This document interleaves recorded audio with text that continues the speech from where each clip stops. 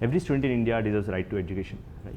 What it also means is we need to have tailored approaches for each of them. So our idea from the very beginning was not just to do a collection of apps. It was to always to build a comprehensive platform so that we'll be able to create n number of apps in future depending on different use cases, right? So what we do in WeXL is, because we have strong foundation with respect to question banks, tests, practice and all of that over a period of time, we could customize them based on different use cases and requirements of our customers. So for example, we work with K12 space. I think you would have heard from Naveen and CEO as well, right? So basically we work with schools for different programs like English language program, and there is this Zero Digital, and some of the programs that we work with schools is one of our biggest segments. But apart from that, we also work with IIT colleges, competitive exams, right? Basically academies who offer competitive exams. So we work with them. We work with engineering colleges basically, and we also work with niche players who are very specific, doing certain specific things in education sector. We work with them as well. So all of this is possible because we've built a very customizable platform, so that has grown over a period of time, and then systematically we could roll out features with speed and efficiency. Okay.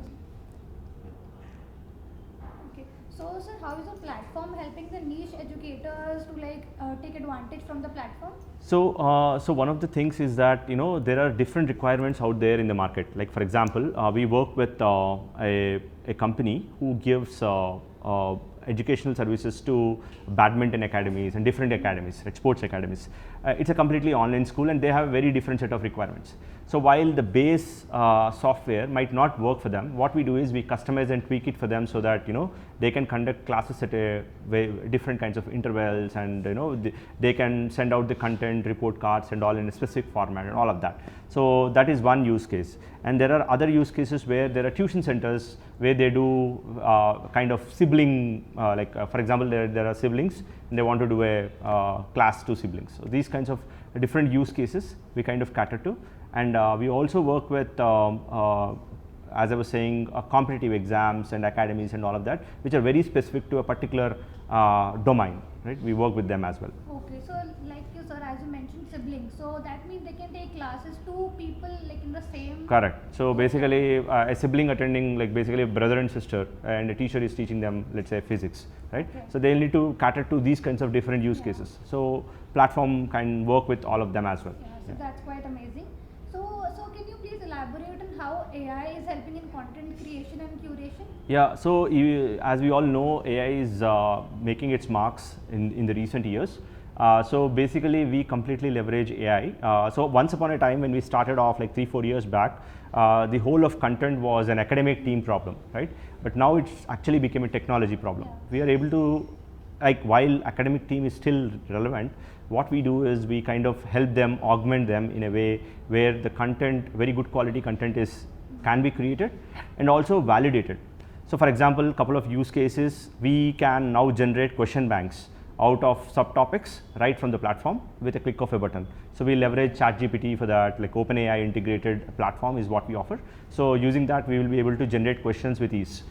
Another kind of use case is, like for example, translation of certain content. Like for example, now we are going to Uttar Pradesh and Madhya Pradesh. So while that is not completely ready after the translation, there might be some sort of review that is required, but it is very, it gives us a first step and boost to make the content available to different states in India, right? So we're using translation services, and many other AI related initiatives are going. It's accessible and like to reach a large number of people, especially students and teachers in the remote areas. Correct.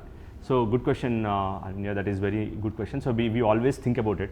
Our idea from the very beginning, as I was mentioning, is to build a comprehensive set of apps that will help different use cases. So one of those use cases is how do we really reach out to nook and corner of India, and not only India, outside India as well. Like for that, first of all, our one of the things that we need to always consider is scalability. So how do we really scale our infrastructure so that we can cater to this kind of millions of users. So we are on AWS, and we use Kubernetes. We use quite a good set of technologies which help us really scale horizontally. While this is one aspect, there are other aspects like user interface and user experience, right? The UX UI plays a very important role because most of our audience are teachers and students, right? Teachers have no time. They're very busy. Like they do their regular chores and then they're very busy doing it, right? So technology should not disrupt their regular day-to-day kind of thing. It should not get into their way.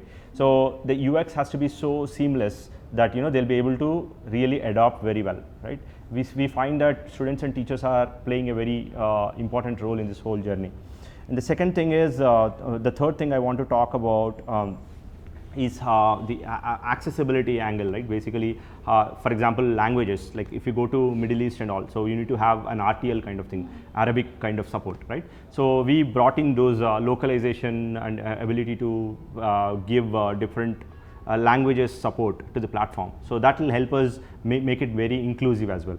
So all these are helping us to really, in a way, scale, not only scale, make it more inclusive so that more and more people will start using it, using the platform, and languages, different content, different languages, all of that are also playing a major role. Yeah, so that's really very effective and thoughtful. So what are the future trends in AI that you foresee, and how the platform is planning to keep up with those changes? So good question again. So basically, as it's a continuation of the AI question that we are talking about, right? So one of the important aspects is personalized learning is becoming more and more prevalent. Like for example, let's take a class of 10th grade, okay, and Mr. Smith is a teacher. Now what's happening is not every student grasps the same concept at the same time, right? So we need to ensure that to bring everybody together, so we need to have a personalized focus to each of the students. So how is that possible? It's just not possible with one teacher doing it. So that's where technology is pitching in, and AI is helping them figure out who a relevant student is, what are the various skills that they are lacking. It could all start off with a baseline test and ensure that whoever is picking up, they'll do it well, and then immediately we'll give them relevant assignments, relevant worksheets so they can try. So, and also some sort of group-based exercises. So all of these we are trying out, we are also incorporating into our platform. While this is just the beginning, there are many more trends that are going to come. Like for example, AR, VR is becoming more and more affordable these days, right? The VR devices were very costly, but they're now becoming very affordable. So that is also coming to schools as and when they become very affordable, and schools can very easily purchase it. So that experience is going to come to students, and that's like life-like experience.